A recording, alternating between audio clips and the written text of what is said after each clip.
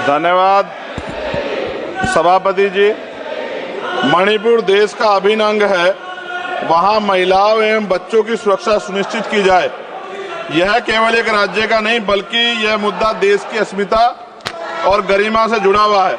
अतः वहां शांति व्यवस्था बहाल कर महिलाओं एवं बच्चों को सुरक्षित माहौल प्रदान किया जाए। मणिपुर की घटना की वजह से अंतर्राष्ट्रीय स्तर पर देश की छवि खराब हुई है। मुझे ऐसा लगता है ये तभी होता है जब सरकार को कुर्सी से ज्यादा प्यार होता है और जनता के हित से कम प्यार होता है। न्यूनतम समर्थन मूल्य किसानों को मिले, बिजली के बिल माफ हो, किसानों का कर्ज माफ हो।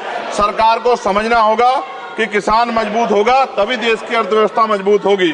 खाद पर सब्सिडी बढ़ाई जाए, यूरिया नहीं मिल रहा है, खाद का वितरण पारदर्शिता लाई जाए। यदि समय रहते सरकार ने संज्ञान नहीं लिया तो वो दिन दूर नहीं कि देश में खाद्य संकट हो जाएगा। महोदया, गया में महाबोध विहार प्रकरण जो है, वहां से बुद्ध समाज में चिंता है और आक्रोश भी है। सरकार उसका हल करे, बौद्धिस्टों को उनका हक दे, जैन समाज की भावना का भी सम्मान रखे और ईसाइयों में भी हमले बंद हो और बहुजन महापुरुषों के विचारों को कार्य और पाठ्यक्रम में शामिल किया जाए। आज SC/ST पे एट्रोसिटी बढ़ रही है, जातिगत भेदभाव की वजह से बारातें रोकी जा रही हैं। अभी हाल ही की घटनाओं में कई ऐसी घटनाएं हुई हैं उत्तर प्रदेश में जहां जातिगत अपमान हुआ है। नगीना लोकसभा क्षेत्र में किसानों की मुख्य आय का साधन गन्ना उत्पादन है, लेकिन न गन्ने का मूल्य में वृद्धि हुई है और न ही मिल द्वारा समय पे भुगतान किया जा रहा है। गन्ना किसान मजबूत होगा तभी ग्रामीण अर्थव्यवस्था मजबूत होगी। साथ साथ SC/ST का प्रमोशन में रिजर्वेशन नहीं दिया जा रहा है, उल्टा निजीकरण करके नौकरी खत्म की जा रही है, बैकलॉग नहीं भरा जा रहा है, पुरानी पेंशन बहाल नहीं की जा रही है। ये सब बार बार मैं इसलिए बोलता हूं कि हमारे लोगों को पता लगे कि सरकार को उनकी परेशानियों से कोई फर्क नहीं पड़ता और वो समझे सरकार उनकी कितनी तेजी है। प्रधानमंत्री आवास योजना में जो मानक में बदलाव किया जाए, उससे बहुत से पीड़ित वंचित रह जा रहे हैं।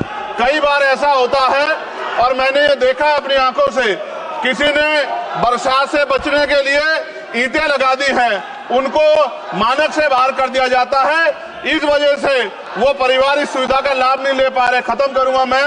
इस वजह से उनके घर नहीं बन पा रहे और के 75 साल बाद भी लोगों पे घर नहीं है। शर्म की बात है।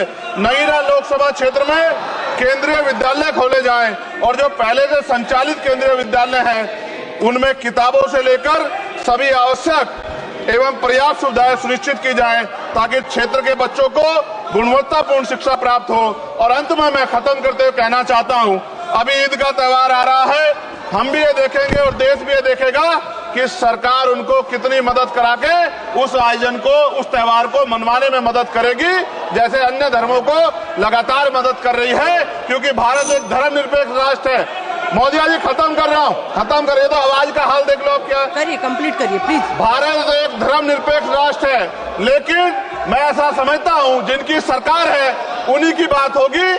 मुसलमानों की, जैनों की, सिखों की, रविदासियों की और बौद्धिस्टों की जो आंदोलन कर रहे हैं और पुलिस लाठी मार रही है, मैं समय रहते चेतित कर रहा हूं। सरकार को चिंता करनी चाहिए कि बौद्धिस्टों का अपमान ज्यादा दिन बौद्धिस्ट बर्दाश्त नहीं करेंगे। महाबोध विहार हमारा हक है और वो देना पड़ेगा। आपका बहुत बहुत धन्यवाद। जय भीम, जय भारत।